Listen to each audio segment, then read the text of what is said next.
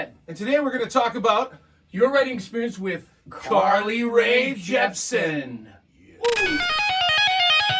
Shawn and Ted's musical adventures. Shawn and Ted's musical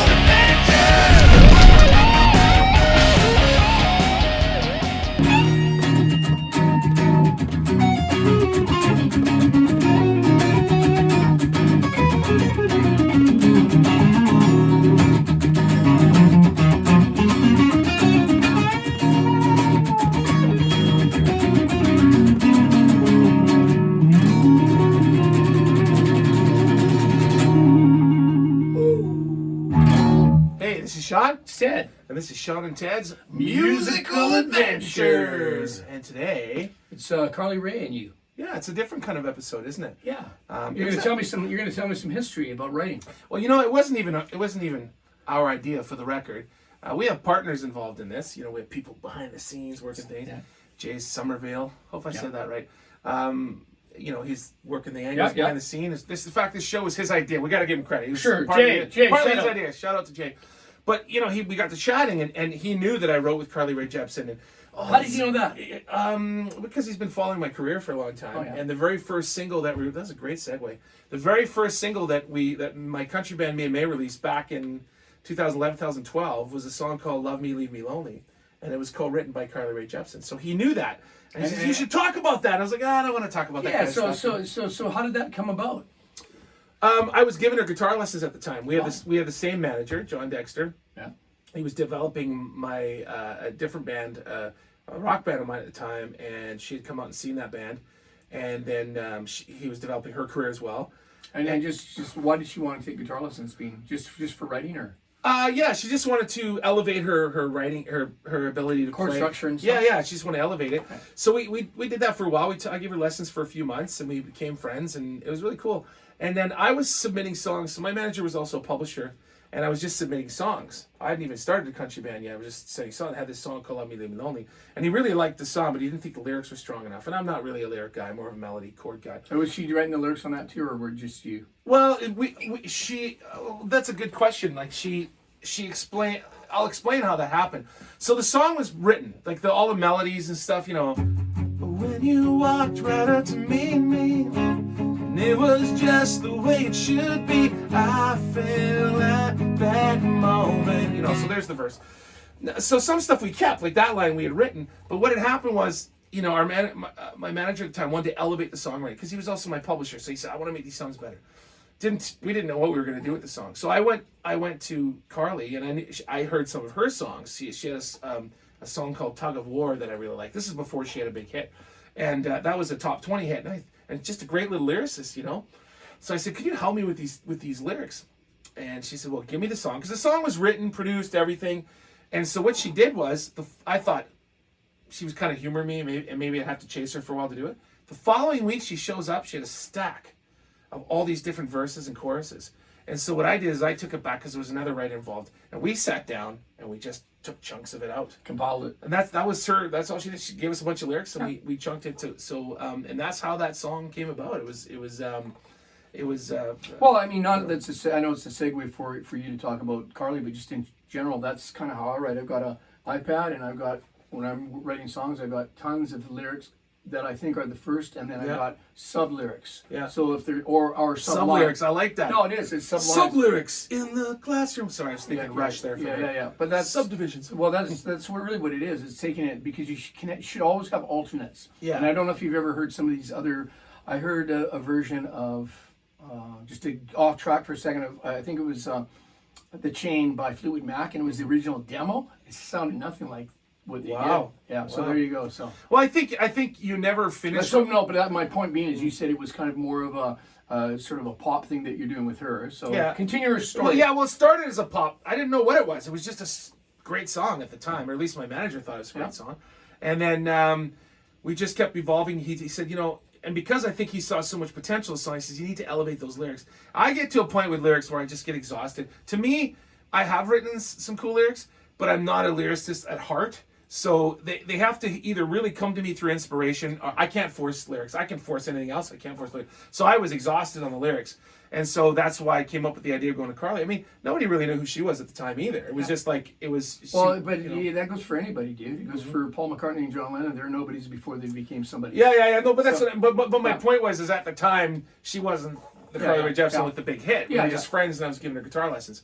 And but I was a fan of her lyrics. I don't really care if you're famous or not. If I'm a fan of what you do, and I think it's great, I'm going to chase you down and either steal a guitar lick off you or get you to help me out with songs or whatever. Yeah. And so, and she had some really cool lyrics, and also too, I think that it's a good idea to do this because when you're writing a song, you can get, and I know you know this, you get burnt out on it. You get demoitis. Well, I was going to say part of the thing you should say about this, because it's the old collaboration, man. Mm-hmm. It's one thing for you or I to write a song alone. As soon as you collaborate with other people, I think everything gets elevated anyways. But continue your story, because I keep stopping you. So where were we? you took the lyric to her. She gave you a stack of lyrics, and you guys took the best of. Yeah, we just sort of, and they were great. They were all really good. So we just sort of. We just kept experimenting. We started with the first verse, and we took one of our lines and one of hers, and we just kept moving things around. Excuse me.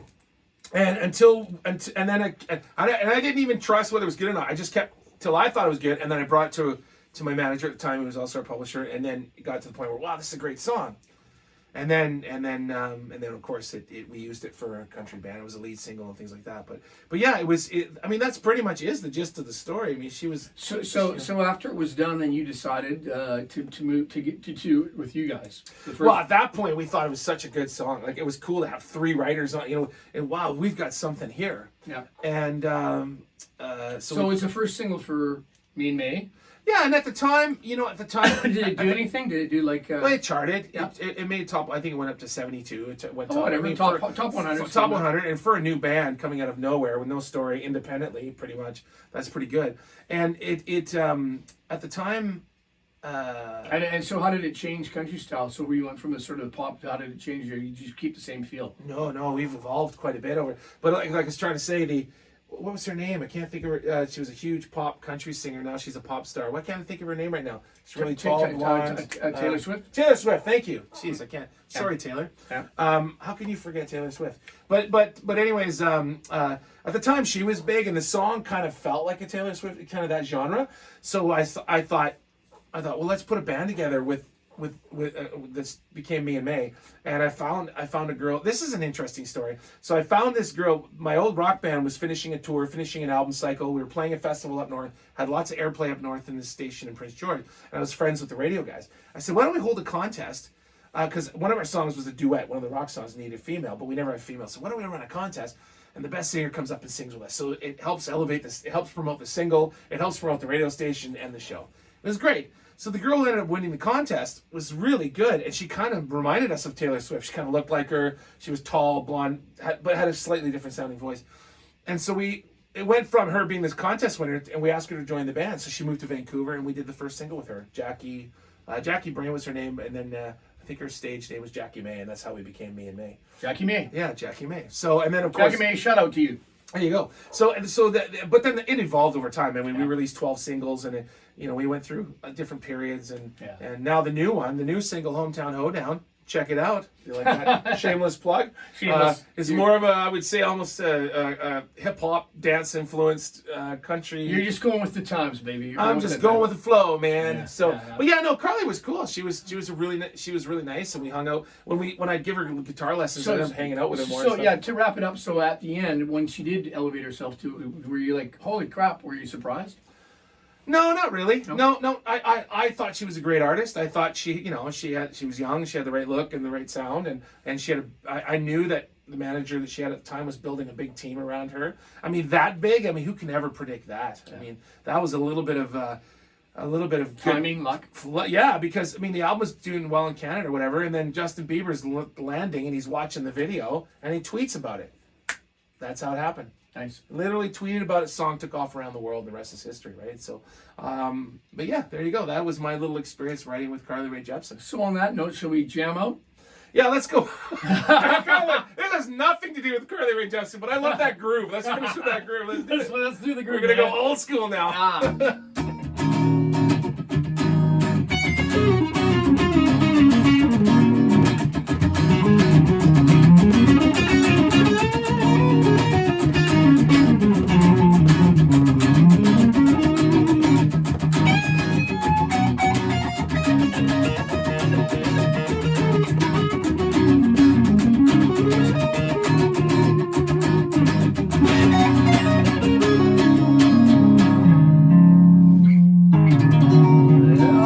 All right, make sure you like, subscribe, share, all that stuff. Spread the word.